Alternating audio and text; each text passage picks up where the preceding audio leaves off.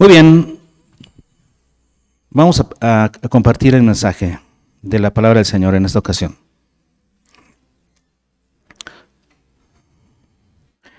En el Evangelio de Marcos, capítulo 3, versículo 14, nos dice que Jesús estableció a 12 y pone ahí dos propósitos principales por los cuales estableció a estos 12. Dice, número 1, para que estuviesen con él. Número 2, para enviarlos a predicar. Y aquí es donde se resume la estrategia divina, ¿no? La estrategia divina se resume en estar con él y ser enviados a predicar. ¿Sí? ¿Sí me escucharon? ¿Sí? La estrategia divina se resume en estar con él y ser enviados a predicar. Jesús es lo que hizo con sus apóstoles. Dice que estableció a 12 para que estuvieran con él. Estableció a 12, o sea, un grupo pequeño. ¿A cuántas personas podemos discipular? ¿A cuántas personas podemos pastorear realmente? Porque a veces piensan que un pastor puede pastorear a 100 gentes, o a 200 o a 300. Cuando uno lee libros de pastorado, dicen ahí que un pastor puede dirigir a 200, 300 personas sin problema, puede pastorearlas. Yo digo, ¿de veras? Yo no veo eso en la Biblia. Pastorear, lo que es pastorear, lo que es pastorear, lo que es pastorear, como lo hizo Jesús, dice, llamó a 12, estableció a 12 para que estuvieran con él, o sea, de cerca. ¿Cómo se discipula? De cerca, persona a persona. ¿A cuántos puedes discipular así? Y luego para enviarlos a predicar. Bueno, esta es la estrategia divina, que nosotros estemos cerca del Señor y que seamos enviados por Él. Y hoy vamos a hablar acerca justamente de las condiciones del llamado de Dios, porque todos somos llamados a predicar. Nos dice Efesios 4, 11 y 12, que Dios constituyó a los apóstoles, profetas, evangelistas, pastores y maestros. ¿Para qué? Para perfeccionar a los santos para la obra del ministerio. Fíjense, perfeccionar a los santos para la obra del ministerio. ¿Quién hace la obra del ministerio? Los santos. No lo hace el evangelista ni el pastor solos. No, lo hacen ¿quiénes? ¿Cuál es la obra del ministerio? Hacer discípulos a todas las naciones. ¿Quién debe hacer discípulos? Los santos. Y los pastores, profetas, evangelistas, ¿qué hacemos? Equipar a los santos para que hagan la obra del ministerio. ¿De dónde salió esta idea, no? Que ya tiene años en la iglesia, de que la obra del ministerio le hace el pastor o el evangelista o los líderes de la iglesia. ¿De dónde salió? Es una enseñanza hasta demoníaca, que ha detenido a la iglesia, que ha detenido el progreso de la iglesia. No, nosotros hemos entendido ya por mucho tiempo atrás, y lo hemos predicado, que cada creyente es un siervo de Dios, llamado a hacer discípulos a todas las naciones. Todos somos llamados a hacerlo. Pero la verdad es que el llamado de Dios tiene algunas condiciones. Hoy vamos a aprender las condiciones del llamado, y tal vez esa es la razón por la que no todos terminan sirviendo a Dios, porque no cumplen con las condiciones. ¿Cuáles son las condiciones del llamado de Dios?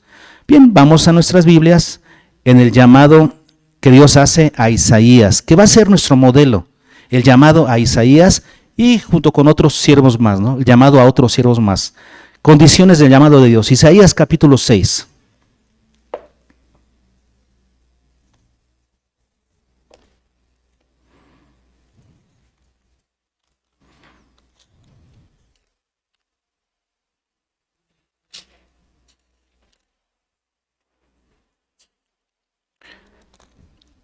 Aquí en Isaías 6 tenemos el llamado que Dios hizo al profeta Isaías. Y es un modelo precioso acerca de lo que son las condiciones del llamado de Dios. ¿Ya lo tienen? Muy bien, en Isaías capítulo 6, desde el versículo 1, nos relata Isaías y dice, en el año que murió el rey Usías, vean lo que sigue, vi yo al Señor. ¿Cuál es la primera condición para el llamado de Dios? Ver al Señor. ¿Qué dice Isaías? Vi yo al Señor. Lo vi. Y esa es la condición. ¿Cómo lo vio?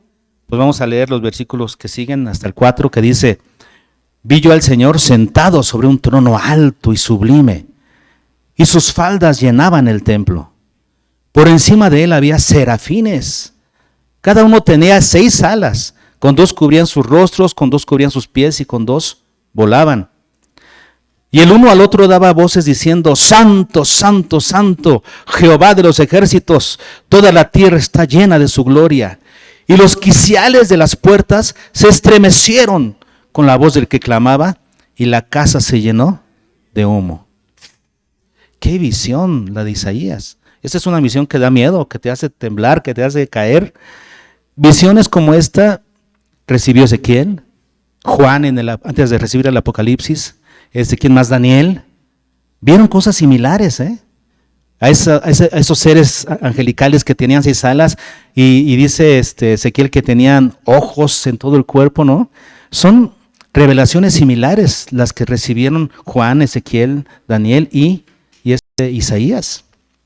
Pero dice aquí: vi yo al Señor. La primera condición para que nosotros podamos ser llamados por el Señor, ¿cuál es? Ver al Señor. Ahora, aquí Isaías lo vio en una visión. Tenemos otro caso de este requisito cumplido en la vida de Pablo. Cuando Pablo iba camino a Damasco, Hechos capítulo 9, ¿qué sucedió con Pablo? Capítulo 9, en el versículo 5 nos habla que vio una tremenda luz, ¿no? Cuando iba camino a Damasco, y cayó al piso, y entonces preguntó: ¿quién eres, Señor? ¿Quién eres? Y Jesús le dice: yo soy Jesús a quien tú persigues. Vio al Señor. Y él lo declara después en su testimonio.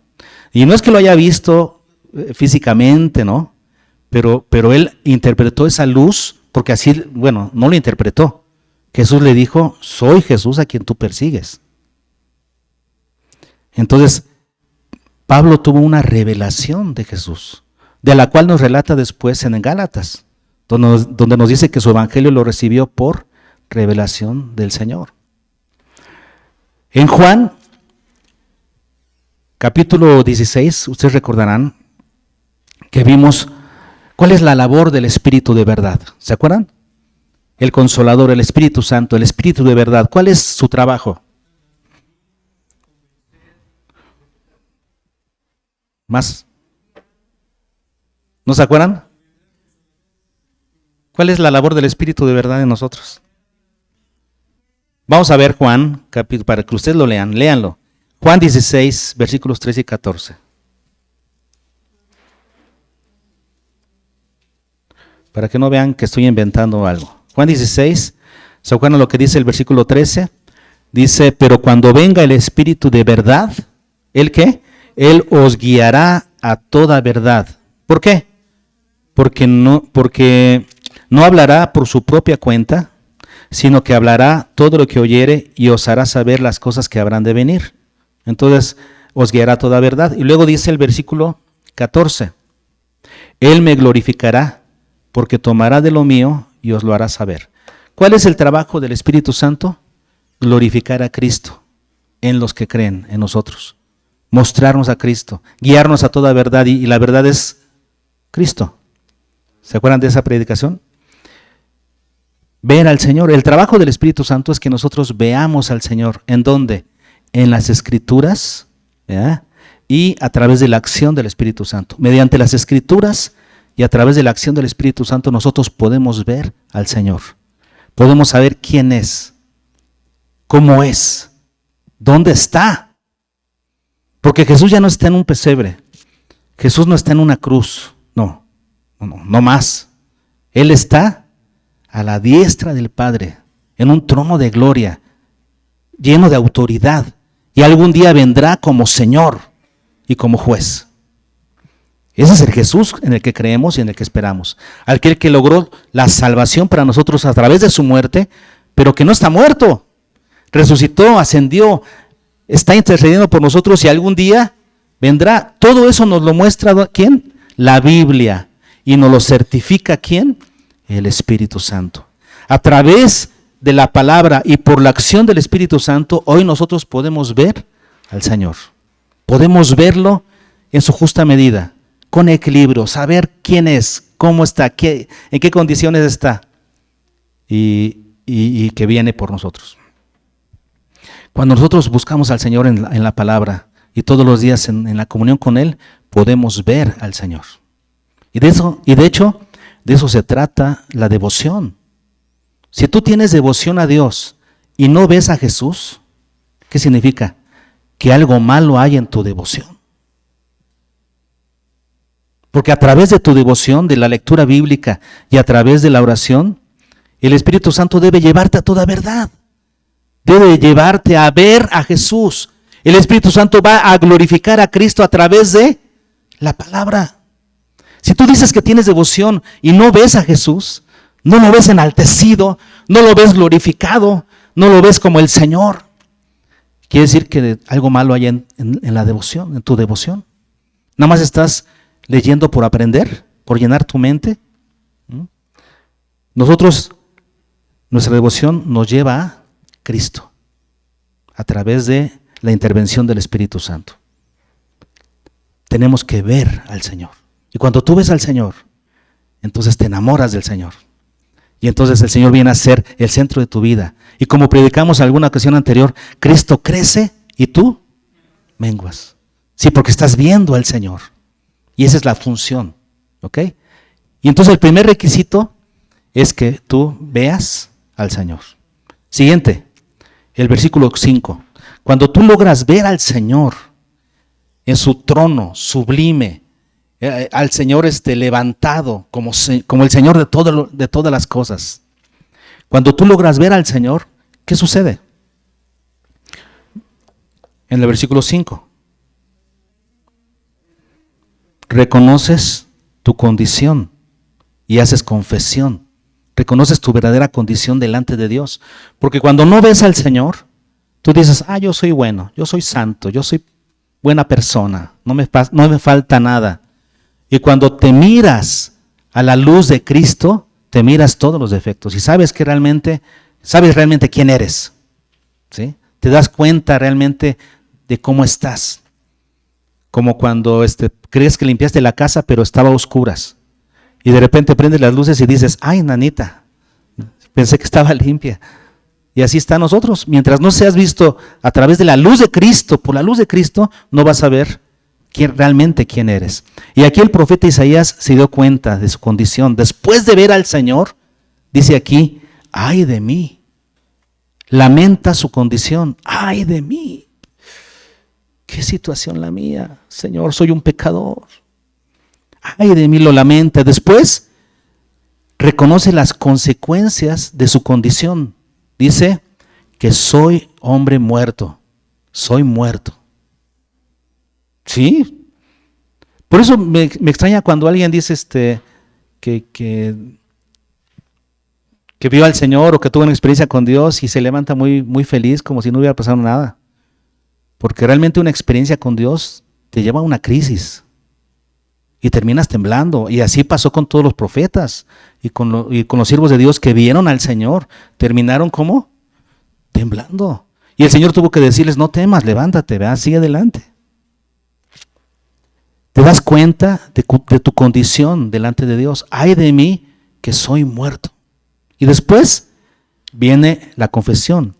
Porque siendo hombre inmundo de labios, el profeta Isaías, el gran profeta Isaías, ¿era inmundo de labios? ¿Qué significa inmundo de labios? ¿Que de repente se le salía una palabrota? ¿Qué significa? ¿Que de repente maldecía? ¿Que a veces utilizaba mal su boca? ¿Que en vez de bendecir, maldecía? Isaías, el siervo de Dios, el hombre de Dios, era inmundo de labios. Vean lo que reconoce Isaías cuando logra ver al Señor. Y después dice, y habitando en medio de pueblo que tiene labios inmundos. ¿Qué está reconociendo Isaías? Que esa costumbre de utilizar de tener labios inmundos, esa situación, la aprendió. Él fue influido por su generación. Él está reconociendo eso. Esa es una de las fallas que él tenía como hombre de Dios, y aquí las está reconociendo. Qué importante es que nosotros reconozcamos bien nuestras fallas y realmente veamos cómo estamos delante de Dios, seamos transparentes delante del Señor. Y ver al Señor nos lleva a eso, ¿sí? A ver nuestra verdadera condición y a confesarla, a arrepentirnos y a confesarla.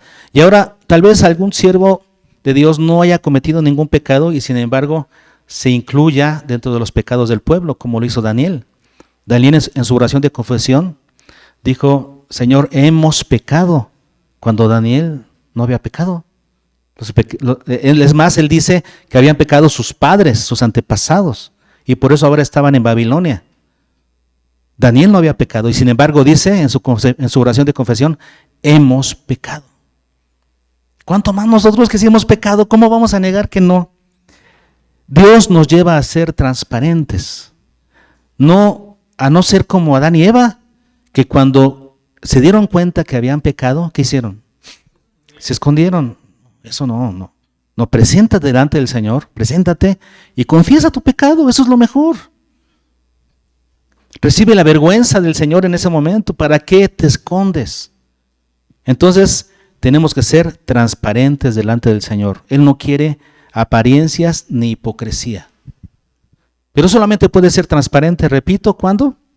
Cuando ves al Señor, cuando eres impactado por su presencia, ¿ok? Ahora, una vez que tú has visto al Señor, una vez que has reconocido tu verdadera condición delante de Él, ¿qué sucede? Versículos 6 y 7.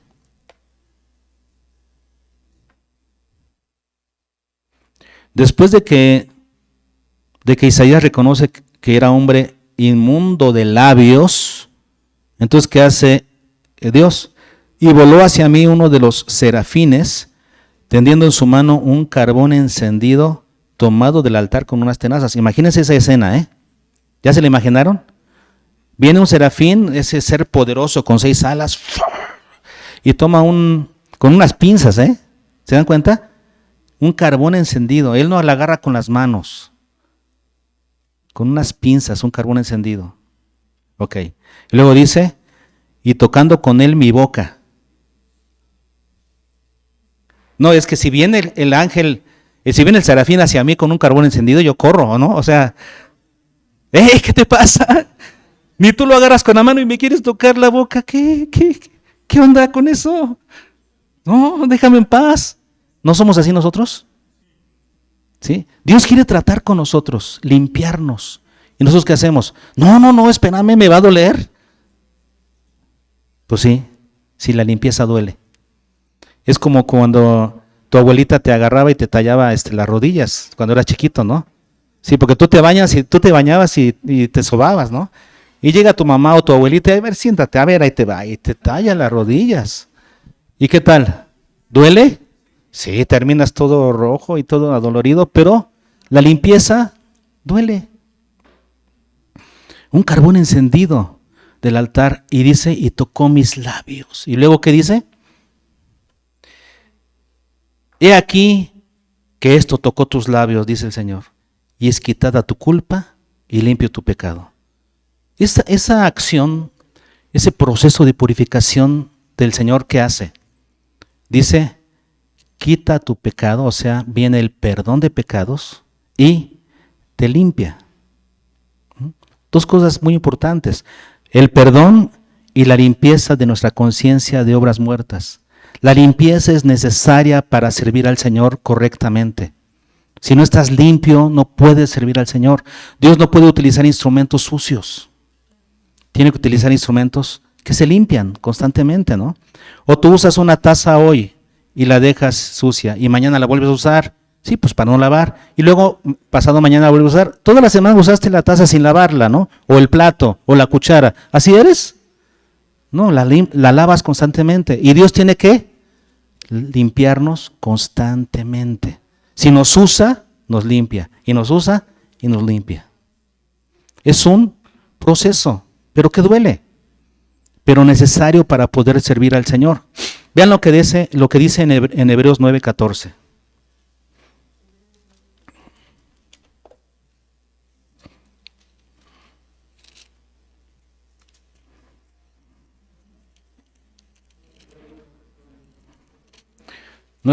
Dice: ¿cuánto más la sangre de Cristo, el cual mediante el Espíritu Eterno se ofreció a sí mismo sin mancha a Dios? ¿Qué dice? Limpiará vuestras conciencias de obras muertas. ¿Para qué? Para que sirváis al Dios vivo. El perdón de pecados limpia nuestra conciencia de obras muertas, de cosas que hemos hecho mal, de ofensas. Nuestra conciencia necesita estar limpia. ¿Para qué? Para que sirváis al Dios vivo. Con la conciencia sucia no puedes servir a Dios. No se puede. Es como el caso de José. José fue un hombre que fue usado por Dios tremendamente, ¿no? ¿Están de acuerdo conmigo? Sí, porque gracias a que él recibió a su familia en Egipto, los salvó para preservación de vida. Y él mismo lo dice, ¿no? Cuando sus hermanos le dicen: oye, papá ya murió. Y él dijo que nos perdonaras, que no nos fueras a hacer daño. Yo creo que ni dijo nada, pero estaban. Vamos a verlo en Génesis 50. El miedito, ¿ah? Porque sabían lo que habían hecho y su conciencia de ellos los estaba acusando. Se nota en todo el relato bíblico que ellos, su conciencia los acusaba. A cada rato los estuvo acusando hasta que finalmente solucionaron su asunto con José. Pero vean en Génesis 50 desde el 19 dice: y les respondió José: no temáis, ¿acaso estoy yo en lugar de Dios? Yo no soy Dios para juzgar lo que hicieron. Oye, pero la canallada que le hicieron fue una canallada. Primero querer matarlo, luego por intervención de Rubén no lo mataron. Porque el hermano mayor les dijo: no lo maten, yo soy el mayor y me van a echar a mí la culpa. Bueno, lo echamos en el pozo. Y después, bueno, pues lo vendemos para sacarle una ganancia. ¡Qué canallada! Esa canallada se queda en el corazón como una amargura por muchos años, ¿no? Pero Dios estuvo tratando con José a través de los años. A través de los años. De tal manera que cuando se encuentra con sus hermanos, en vez de decirles, o en vez de aprovechar la oportunidad para castigarlos, ¿no? Él pudo haber dicho: tráigame a mi papá y a mi hermano Benjamín. A eso sí lo recibo. Ustedes váyanse y háganle como puedan, ¿no? Me mandaron para acá, se portaron mal conmigo, ahora háganle como puedan. Y lo pudo haber hecho. ¿Qué hizo? Recibió a todos sus hermanos, a toda su familia. No guardó amargura. Tuvo una conciencia limpia delante de Dios y Dios lo pudo usar para preservar a toda la familia de Israel, y de ahí salieron las 12 tribus de Israel, el pueblo de Israel. Gracias a que él no guardó resentimiento. ¿Dónde estamos? En el 19, fíjense el 20, vamos a ir leyendo. Vosotros pensasteis mal contra mí, mas Dios lo encaminó a bien, para hacer lo que vemos hoy, para mantener en vida a mucho pueblo. Ahora pues, no tengáis miedo. Yo os sustentaré a vosotros y a vuestros hijos. Así los consoló y les habló al corazón. Yo pregunto, ¿José pudo haber hecho esto si hubiera guardado raíces de amargura en su corazón? No, él ya había perdonado. Qué impresionante. Y porque tenía una conciencia limpia, Dios lo pudo usar para preservar la vida de toda su familia. Dios no te puede usar con una conciencia sucia, ensuciada por ofensas o por amarguras. Dios no puede hacer así. Dios tiene que limpiar. Dios tiene que limpiar. En Juan 15, versículos 2 y 3 nos habla de que Jesús es la vid. Dice: y ustedes los pámpanos. Todo pámpano que en mí no lleva fruto, se cortará y se echará en el fuego.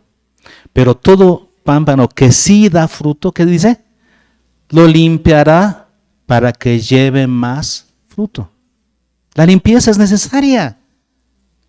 Al inicio de la vida cristiana es necesaria la limpieza para estar en una relación con Dios, y después durante la vida cristiana la limpieza es necesaria para que seamos instrumentos útiles en las manos de Dios. Dios nos va a limpiar. Y eso va a requerir un proceso tremendo. Ahí mismo en Juan 15 dice, le dijo Jesús a sus discípulos, vosotros ya estáis limpios por la palabra que les he hablado. ¿Qué es lo que nos limpia? ¿Sí? Ponernos bajo la lupa de la palabra, bajo el espejo de la palabra. Cuando tú lees la palabra con verdadera devoción, la palabra te está reflejando tus errores. ¿Verdad? Es un espejo que te dice cómo andas verdaderamente. Y entonces comienza Dios a trabajar en ti, si tú deseas ser cambiado. Y nos lleva por un proceso de limpieza que puede ser doloroso y largo, pero necesario para poder servir al Señor y llevar fruto para su gloria. ¿Cuál es el tercer paso entonces? La tercera condición para servir al Señor, para ser llamados, ser limpiados por el Señor. Estar en ese proceso de limpieza. No te salgas de ese proceso. ¿Verdad? No te salgas de la bañera mientras tu mamá te baña, te talla las rodillas. No, sigue ahí. Vas a salir adolorido, pero limpio, listo para hacer la obra de Dios. La cuarta condición. Versículo 8, la parte A. Solamente la parte A. Después de que Isaías ha sido limpiado, ¿qué sucede? Entonces el Señor le dice, le da su llamado. Versículo 8, después oí la voz del Señor. El Señor le habla a Isaías y le decía, ¿a quién enviaré? ¿Y quién irá por nosotros? Vean qué hermoso llamado. ¿A quién enviaré? ¿Quién irá por nosotros? Nosotros queremos que vayan ustedes. ¿Dios podría predicar? Sí, pero no lo quiso hacer así. ¿O pudo haber enviado ángeles más obedientes, más poderosos? Sí, pero no lo quiso así. Dios quiere como sus siervos a sus hijos, a los seres humanos que Él diseñó para tener comunión con Él y para enviarlos. Lo que Jesús hizo. Estableció a 12 para que estuvieran con Él y enviarlos a predicar. Dios quiere que los que le sirvamos seamos sus hijos. Así es como Él lo determinó. Así es que, ¿quién irá por nosotros? ¿A quién enviaré? ¿Y quién irá por nosotros? Pablo oyó esa invitación similar, ¿no? En Hechos 9:4, cuando Pablo dice, ¿quién eres, Señor? Y él le dice, yo soy Jesús, a quien tú persigues. ¿Por qué me persigues? Dura cosa te es dar cosas contra el aguijón. Y entonces ahí es donde recibió su llamado. Moisés lo escuchó en Éxodo 3, cuando le dice Dios a Moisés, ven, porque te enviaré a Faraón para que saques a mi pueblo de Egipto. Los discípulos lo oyeron también, cuando en Mateo 28, 19-20 les dijo, id y haced discípulos a todas las naciones, bautizándolos y enseñándoles que guarden todas las cosas.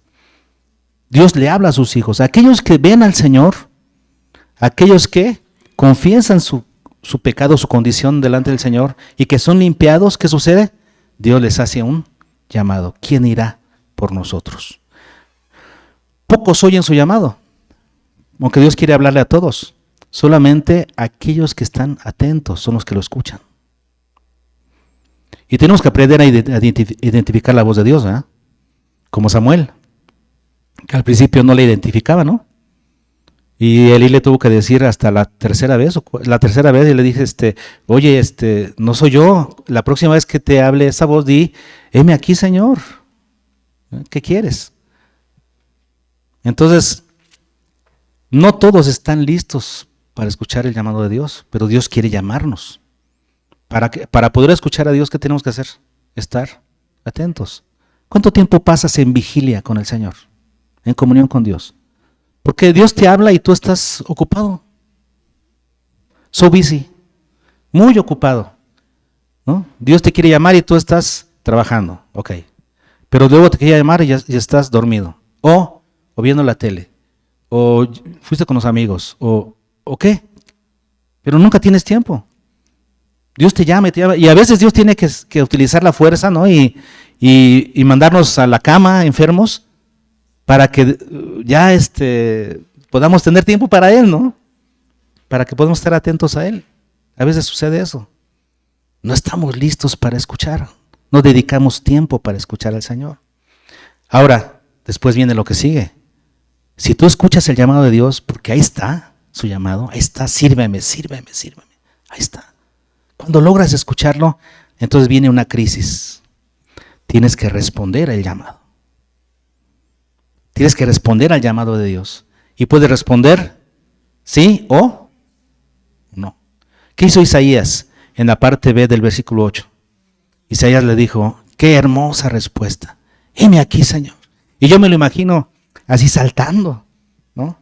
Yo, Señor. Así como los que son muy inteligentes en la escuela. Y el profesor pregunta y yo. Y así, ¿no? Así me lo imagino a Isaías. ¿Quién irá por nosotros? ¿A quién enviaré? ¿Quién irá por nosotros? Yo, Señor, yo. A mí, envíame. Qué hermosas palabras de Isaías. Heme aquí, Señor. Envíame a mí. Fíjense, no dice, heme aquí, Señor, pues ven y a ver si te atiendo, a ver si... No, envíame a donde quieras. ¿Qué quieres que haga? A doquier tú me envíes. Envíame, Señor. Qué hermoso. Pablo en Hechos 9, versículo 6, después de que le dijo Jesús, yo soy Jesús a quien tú persigues, ¿saben lo que Pablo le dijo al Señor? Señor, ¿qué quieres que yo haga? Ahí está. Desde el principio de su conversión, él entendió, Señor, ¿qué quieres que yo haga? No dijo, Señor, ¿qué me vas a dar para seguirte? Y si te sigo, ¿qué me toca? ¿No? ¿Qué recompensa me darás? No, ¿qué quieres que haga? Y tal vez pongamos pretextos como Moisés, ¿no? Que Dios le dijo a Moisés, mira, tú te vas a presentar ante Faraón y vas a sacar a mi pueblo de Egipto. ¿Y qué decía Moisés? Ay, Señor, y si no me creen, bueno, ahí están las señales. Y si dicen, ¿y quién viene? En representación de quién vienes, ¿cómo te llamas? Pues yo soy, ahí está. Y no, pero no puedo hablar. No, ¿cómo no? Sí puedes, ¿no? Y hasta que lo hizo enojar, ¿se acuerdan de eso? Y el Señor ya molesto le dice, ve y te voy a dar tu hermano para que sea vos en lugar de ti, etcétera. Pero vas a ir. Finalmente Dios derriba todos los argumentos de Moisés. ¿Y qué termina haciendo Moisés? Éxodo 4:18. Dice que cuando baja Moisés del monte, va con su suegro, Jetro, y le dice, volveré a mis hermanos, voy a ver cómo andan. Todavía no estaba muy convencido, ¿verdad? Porque no dijo, voy porque Dios me ha enviado y voy a sacar a mi pueblo de la esclavitud en Egipto. No, le dijo, volveré a mis hermanos, voy a ver cómo andan. Pero fue. O sea, tenemos en Mateo 21 la parábola de los dos hermanos. ¿Se acuerdan? Dice que habían dos hermanos y el padre de familia le dijo a uno, ve a mi viña a trabajar. Y le dijo, no voy. Pero ya se fue. Y después de que dijo que no, ¿qué hizo? Fue a trabajar. Pero fue cuando el otro hermano le dijo, ve a trabajar a mi viña. Sí, como no, sí voy. ¿Y qué hizo? No fue. Bueno, por lo menos que seas como el primero. Que digas que no, pero que sí vayas. Por lo menos. Si no somos como Isaías, que digamos, heme aquí, Señor. No, por lo menos di que no, pero hazlo. La cosa es que lo hagamos, que obedezcamos. Responde al llamado de Dios. Expresa tu deseo de obedecer al Señor y de servirle en respuesta a su llamado. Y ve, aunque hayas dicho que no. Digo, porque esa es a lo mejor la primera respuesta que damos, ¿no? Bueno, ¿qué más? La sexta condición. Vean este proceso, Porque primero, ¿qué sucede? Vemos al Señor. Luego, reconocemos nuestra condición. Luego, el Señor nos limpia. Luego, el Señor nos llama. Y después, nosotros respondemos. Si hasta aquí hemos llegado y hemos respondido a su llamado, de decirle sí voy, entonces ¿qué sucede? El Señor te envía. Eres enviado por el Señor. En el versículo 9 dice, y dijo, ¿quién dijo? El Señor. Anda y di a este pueblo. Entonces el Señor le dice específicamente a Isaías lo que él tenía que hacer. Le dice específicamente lo que Dios quería que él hiciera. ¿Qué tenía que hacer Isaías? Dice, di a este pueblo, oíd bien y no entendáis, ved por cierto, pues no comprendáis. En otras palabras, Isaías iba a ser enviado a un pueblo rebelde que iba a escuchar y no iba a entender. Isaías lo tenía que saber desde el principio, que no iba a ser fácil, que no iba a ser sencillo, que iba a enfrentar a gente que no iba a querer escuchar de la palabra de Dios.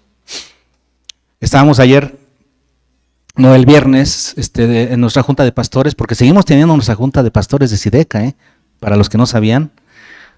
De hecho ya se añadieron dos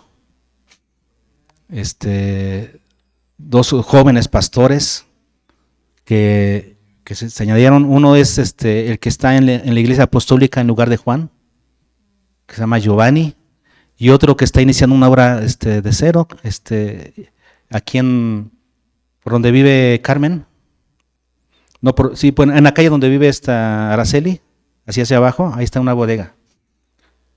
Y Lupillo, y él está abriendo una obra y además está yendo a un rancho a predicar. O sea, son jóvenes con pasión. Se añadieron ellos dos, además de los 4 que estábamos, ya somos 6. Bueno, gracias a Dios. Y estábamos comentando en la junta del viernes cómo al iniciar hace 30 años aquí las iglesias, ¿no? Este lugar era muy, muy duro. Bueno, Filemón, que tiene más tiempos, 50 años predicando aquí, era mucho más. Este lugar era muy duro. Y comentábamos de pastores que iniciaron su ministerio aquí en Calera y no pudieron y se fueron. Conocemos y estuvimos comentando ahí entre nosotros de varios pastores que nosotros conocimos. Yo conocí a 2 y ellos a otros más, no voy a decir nombres. Y estos pastores iniciaron su ministerio aquí. Recorrieron toda Calera predicando y no tuvieron una sola alma. ¿Y qué sucedió? Se fueron a Fresnillo o a Zacatecas y allá tuvieron éxito. Calera era un lugar muy duro para el evangelio. Digo era, ¿no? Ya no lo es tanto. Bueno. Pero tendríamos que saber que así es la cosa, ¿no? ¿O que nos va a espantar? Cuando yo le platicaba con algunos pastores de Fresnillo y Zacatecas al inicio que me conocían, y aquí cuando habíamos nada más 3 o 4 iglesias, ¿y tú dónde estás? En Calera. Ahí estamos iniciando la iglesia. No, hermano, qué bárbaro. No, pues te felicito que yo en ese lugar no pudimos, no sé qué. ¿Cómo que no pudieron? Bueno, dejaron algo sembrado que después nosotros vamos a cosechar, me imagino, ¿verdad? Pero deberás de saber que es difícil. O sea, ¿o tú creías que iba a ser fácil? Predicas y 100 y 500 y así es fácil. No es fácil predicar el evangelio. Y Isaías tenía que saberlo. Iba a decirle a un pueblo que no sabía escuchar. Así iba a ser. Jesús le dijo a sus discípulos, yo los enviaré como ovejas en medio de lobos. Va a ser difícil y hasta peligroso. A Pablo le dijo en el capítulo 9, versículos Hechos 9, 15 al 16, le envió con Ananías esta respuesta a esta ministración. Le dice, instrumento me es para llevar mi nombre a los gentiles, ante reyes y a los hijos de Israel. Y vean lo que dice enseguida. Y le mostraré cuánto es necesario padecer por mi nombre. El día de su conversión, Saulo sabía que tenía que padecer por el nombre de Cristo. ¿Por qué no nos dicen eso? ¿Por qué no decimos eso? No es que se van a espantar la gente y ya no va a querer ser cristiana. No, pues mejor que lo sepan, para que si son, lo resistan. Porque cuando venga la prueba que va a venir, se van a ir corriendo. Jesús entonces envió a Pablo a esa hora especial y le dijo, tú vas a ser testigo ante los gentiles y ante reyes. Y sucedió, ¿no? Al final de los hechos, cuando estaba predicando a los reyes en Roma, le predicó a varios reyes romanos. Dios los tenía apartado para eso. Cuando el Espíritu Santo le dijo en el capítulo 13 de Hechos, apartadme a Bernabé y a Saulo para una misión que tengo preparada para ellos. Ahí está, y los envía. A los discípulos, en el capítulo 10 de Mateo, cuando los envía a los 12, los envía para predicar y vean la estrategia de ellos. Esta fue la estrategia para los 12. No vayan a toda la gente, solamente a las ovejas perdidas de la casa de Israel. Ese era el trabajo de ellos. Ahora, posteriormente, cuando Jesús resucita, les da otra estrategia. Hechos 1:8, y les dice: recibiréis poder cuando haya venido sobre vosotros el Espíritu Santo, y me seréis testigos en Jerusalén, Judea, Samaria y hasta el último de la tierra. Y eso fue algo específico para los apóstoles. Ahora a nosotros, ¿qué nos dice? Ir y hacer discípulos a todas las naciones. Sin embargo, esa es una tarea pendiente para la iglesia. No hemos llegado a todas las etnias. Y tenemos que seguir predicando en todos los lugares. Ahora tú deberías de preguntarte: Señor, ¿y yo específicamente dónde comienzo? Ya sabes cuál es la tarea general. Haz discípulos a todas las naciones. Ahora, particularmente, ¿a dónde comienzo? Te voy a dar un tip. Mientras Dios no te llame a una misión especial, comienza en tu círculo relacional. ¿Tus compañeros de trabajo ya conocen a Cristo? ¿Tus familias? ¿Tu familia cercana? ¿Tus vecinos? Porque es tu círculo relacional. Comienza por tu círculo relacional. Y si Dios tiene algo especial para ti, te lo va a hacer saber. Te va a llamar a algo especial. Mientras no haya nada especial, tu responsabilidad es tu círculo relacional. Pero todos somos llamados a predicar el Evangelio. Todos. Muy bien, entonces, ser enviado por el Señor. Ese trabajo específico que tiene para nosotros. Y número 7, el último paso de este proceso es que seamos fieles a ese llamado. Que seamos fieles a ese llamado hasta el fin de nuestra vida o hasta las últimas consecuencias. Que no pensemos que en ese trabajo hay ¿cómo le llaman? ¿Retiro? ¿Jubilación? No, nosotros seremos testigos de Jesús hasta que muramos. Hasta morir, hasta las últimas consecuencias. En el versículo 11 le preguntó Isaías al Señor: ¿y hasta cuándo, Señor? Como queriendo que Dios le dijera: pues un año, o hasta que suceda esto. No. Y si ustedes leen la respuesta, vean ustedes. ¿Hasta cuándo, Señor? Y respondió él: hasta que las ciudades estén asoladas y sin morador, y no haya hombre en las casas, y la tierra esté hecha un desierto. Hasta que Jehová haya echado lejos a los hombres y multiplicado los lugares abandonados en medio de la tierra. Y si quedare aún en ella la 10ª parte, ésta volverá a ser destruida. Pero como el roble y la encina, que al ser cortadas aún queda el tronco, así será el tronco, la simiente santa. Le dio un lugar, le dio una fecha, le dio un tiempo. En realidad, no le dijo: las cosas van a estar pesadas y aún así tienes que seguir. Y el lugar va a ser asolado y aún así tienes que seguir. Es lo que le está diciendo. Y los apóstoles lo entendieron. En Hechos 5, cuando Pedro y Juan fueron llevados al concilio para que se les prohibió predicar el Evangelio. Dice: les prohibimos. Y no me acuerdo la palabra que utilizó. Los del concilio que le dijeron: les hemos prohibido determinantemente, o una palabra, que prediquen el Evangelio. Y ellos ya respondieron: ¿verdad? Pues es necesario obedecer a Dios antes que a los hombres. Y después de que fueron castigados en el concilio y los liberaron, ¿saben lo que sucedió? Versículos 40 y 41. Salieron gozosos, salieron del concilio gozosos de haber sido tenidos por dignos de padecer afrenta por causa del nombre de Jesús. Pensaron los líderes del concilio que los iban a amedrentar y que iban a salir temerosos y que le iban a decir a la iglesia: no, pues ya no podemos predicar, ya no podemos. No, ¿saben qué dijeron? Oraron y dijeron: Señor, mira sus amenazas y concede que con todo denuedo, con valor, hablemos la palabra mientras tú nos acompañas con señales y prodigios en el nombre de Jesús. Valor. Ese llamado es hasta el fin y hasta las últimas consecuencias. Jeremías lo dice de otra manera. Jeremías, el profeta llorón como yo. Jeremías lloraba mucho porque le tocó un momento difícil de la historia, ¿no? Nadie le creyó a su profecía, ni uno solo le creyó, ninguno solo se convirtió. Y en el capítulo 20 de Jeremías es precioso. Vamos para allá. Jeremías 20.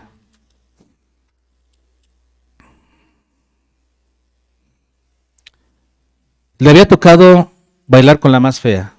O sea, nadie le creía, lo querían matar, lo echaron a un pozo que resultó estar seco, pero lleno de cieno, de lodo, y casi se hunde en el lodo. O sea, no lo quería nadie y lo querían asesinar por esos momentos, varios momentos.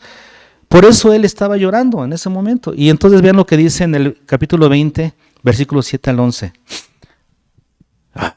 ¿Qué palabras? Me sedujiste, oh Jehová, y fui seducido. Me convenciste, ¿no? Más fuerte fuiste que yo y me venciste. Eso quiere decir que a veces nosotros nos resistimos, sí, pero dice Jeremías, me venciste. Cada día he sido escarnecido. Cada cual se burla de mí. Porque cuantas veces hablo, doy voces, grito, violencia y destrucción. Porque la palabra de Jehová me ha sido para afrenta y escarnio cada día. Y dije, no me acordaré más de él, ni hablaré más en su nombre. No obstante, había en mi corazón como un fuego ardiente, metido en mis huesos. Traté de sufrirlo. ¿Y qué? Y no pude. Porque oí la murmuración de muchos, temor de todas partes. Denunciad, denunciémosle. Todos mis amigos miraban si claudicaría. ¿Qué amigos, no? Quizá se engañará, decían, y prevaleceremos contra él. Y tomaremos de él nuestra venganza. Mas Jehová está conmigo, como poderoso gigante. Por tanto, los que me persiguen tropezarán y no prevalecerán. Serán avergonzados en gran manera porque no prosperarán. Tendrán perpetua confusión que jamás será olvidada. Y se levanta el profeta Jeremías de su tristeza, de su depresión de ese momento, se levanta para seguir adelante, seducido por el Señor, vencido por el Señor. Cuando él decía, ya no hablaré más, ya no, son demasiadas burlas, demasiado peligro, ya no. Dice, pero ¿qué sucedía? Que la palabra era fuego en sus huesos, en su corazón, y no podía quedarse callado. Tenemos que ser fieles al llamado de predicar al Señor. Me impresiona Pablo, ¿no? Bueno, Pablo es impresionante. En Romanos 15, al final de su ministerio, estamos hablando de cuando él ya estaba pues, más para acá, más anciano, los últimos días de su vida. Estaba cerca ya de morir, anciano él. Y vean lo que dice en Romanos 15, versículos 22 y 23. Dice Pablo, por esta causa me he visto impedido muchas veces de ir a vosotros. Pero ahora, vean lo que sigue, no teniendo más campo en estas regiones. Ya había agotado ya había predicado el evangelio en todas las regiones, donde él había estado en Asia, en Grecia, ¿verdad? Y dice Pablo, no teniendo más campo en estas regiones. Y deseando desde hace mucho ir a vosotros, cuando vaya a España. ¿A dónde quería ir Pablo? ¿A dónde quería ir? A España, donde no había sido predicado el evangelio. Y dice Pablo, cuando acabe aquí, quiero pasar por Roma, visitarlos, compartir con ustedes y que ustedes me encaminen a España. El anciano Pablo, que tú podrías decir, ya acabó Pablo, ya no le eches más, o sea, ya hiciste mucho Pablo, descansa. Ya hiciste mucho trabajo. Ya deja a otros, ¿no? Que trabajen. Pero ¿qué decía Pablo? Ya no tengo más lugares aquí en esta región. Ahora tengo que ir a otros lugares. Quiero ir a España. ¡Qué pasión! ¿Cuándo acabas de predicar el evangelio? ¿Cuándo se termina? ¿Cuándo eres jubilado? nunca te jubilas. Tienes que ser firme a este llamado de predicar el evangelio. Hasta la muerte. No debemos vivir de las glorias pasadas, ¿no? Porque muchos creyentes vivimos de glorias pasadas. Yo antes predicaba, yo hice, ¿y ahora qué haces? Hoy tienes con qué, haz la obra del Señor. El ministerio del evangelismo y discipulado es para toda la vida. Y además es la principal labor a la que Jesús te ha llamado. Conclusión. Aquí tenemos las condiciones del llamado al servicio, del llamado a predicar el evangelio. La primera condición, ver al Señor.